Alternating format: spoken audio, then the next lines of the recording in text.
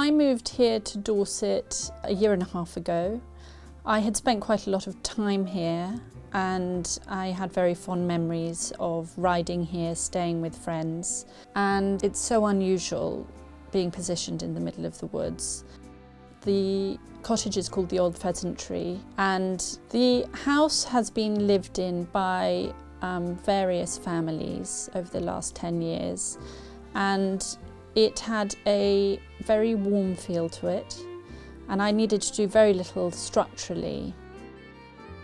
I was also aware, given I do what I do, I wanted to bring in my own stuff, but also put my own stamp on it in terms of colour, and I wanted to be able to, from an early point, make it feel like my home.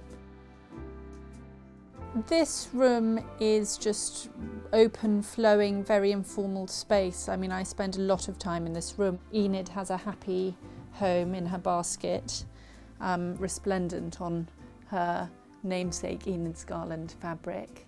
I bought this picture only about a year ago. It was a very specific space. I knew I wanted a landscape, and I love the Ivan Hitchens-esque quality of it. Sadly, it's not a Hitchens. I think actually it's surprisingly representative of the view that I look out on daily, and I love those rather muddy colours. Also, one of the most important things in my collection really is that starburst clock, which belonged to my grandmother, and I love that it's found this happy home sitting on a pair of Fortuny damask panels which fit these alcoves literally to the millimetre. This pair of crewelworks, I just love the colours and the simplicity of them really on this beautiful, very fine Hessian cloth. I love this braid. It's a mixture of cotton and leather. I purchased that sofa back from a sale of some of my grandmother's items at Sotheby's. Must have been about 5 years ago. That wonderful venison print that you can't go wrong with, which is very stained both with her dog's muddy paws and now mine, and I love it. It's just perfect for the space.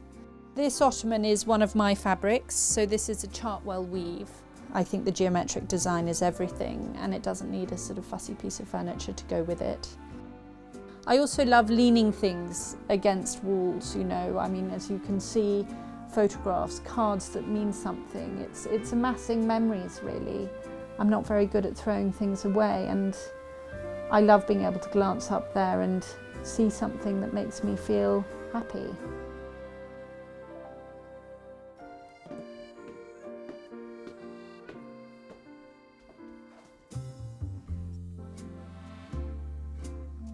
I think this is one of the most extravagant decorating decisions made in a rented house. To wallpaper this room in the Dahlias wallpaper, which was the first wallpaper of my collection. I love wallpapering in small spaces, and I think it's really important not to be afraid of having that very enclosed, quite chaotic feel. And that's what this paper is about. It's about it being busy, it's about it being a sort of an assault of colour. And really I've played on that. This exquisite Brouette de Soie in the very vibrant saffron colour is a length of fabric that I've had for a long time, and it's so fragile that really I couldn't do anything else with it. I couldn't upholster anything with it. It would be sun damaged in a second. So it makes this beautiful lampshade that I know I will enjoy forever and offsets the paper perfectly. So this is one of Soames' weaves. This room started with the curtains and ended up with the wallpapers, and I think they sit incredibly well alongside each other. I'm just waiting to hang these Fornasetti plates, which I think is the icing on the cake. I'm not sure everyone's going to approve of that decision, but I rather love it. So this room was always going to be my guest bedroom really, and I love the fact that people can come and stay here, and it's comfortable and it's peaceful, and I think it's got quite a calm feel to it. I love this dirty pink. I think it's Edward Bulmer lilac pink. I also think books are an incredibly important part of any room. one thing that I knew that I wanted to hang in this room was this set of asparagus plates. So I came across these through a dealer in St John's Wood probably about 15 years ago and thought, Flora, you really have no need for that many asparagus plates in your life. And that was the basis for the scheme in here, really. This is my bedroom, and the reason why I chose this bedroom was all about the view. I have wasted a lot of time lying in bed staring out at those hills, and I'll never have a view like it again, I don't think. My main objective in this room, as with the rest of the cottage, was for it to be incredibly cosy and feel very familiar.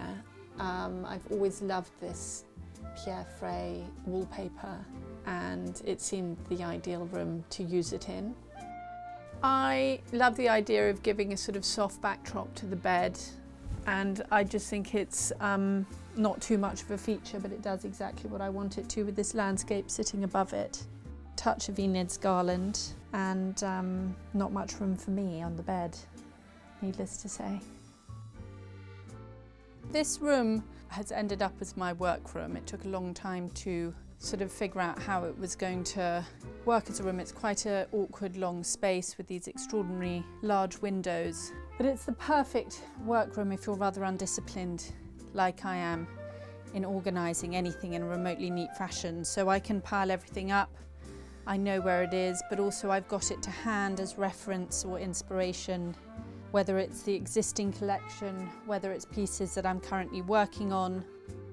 This was one of the first lots of samples that I bought, and I just think that palette is exquisite. I think you've got, there's something very jewel-like about them. Purple's always been one of my favourite colours. I know I'm not really allowed to admit that because the connotations aren't always necessarily that tasteful, but I guess that's probably what I rather love about it. The garden has a fantastic, very simple structure in terms of the perimeter hedges. Really, the colours of the picking garden do shape and inspire the collection that is expanding.